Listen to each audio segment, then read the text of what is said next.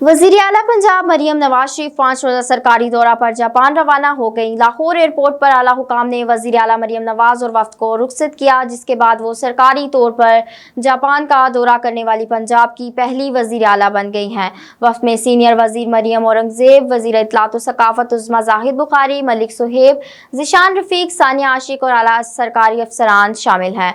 वज़ीर आला का ये दौरा 15 अगस्त से 20 अगस्त तक जारी रहेगा, जिस दौरान वो जापान के अहम योकोहामा, ओसाका और टोक्यो का दौरा करेंगी। दौरे के दौरान मरियम नवाज शरीफ की जापान की बड़ी कारोबारी शख्सियात, कंपनियों और हुकाम से मुलाकातें शेड्यूल हैं, जिनमें सरमायाकारी और तिजारती ताउन पर बातचीत की जाएगी। इस दौरे को पंजाब में सरमायाकारी के फ़िरोग और जापान के साथ इक़्तिसादी ताल्लुकात को मजबूत बनाने के लिए अहम किरदार अदा किया जाएगा। अब तक के लिए इतना ही। देखते रहिए B42 न्यूज़।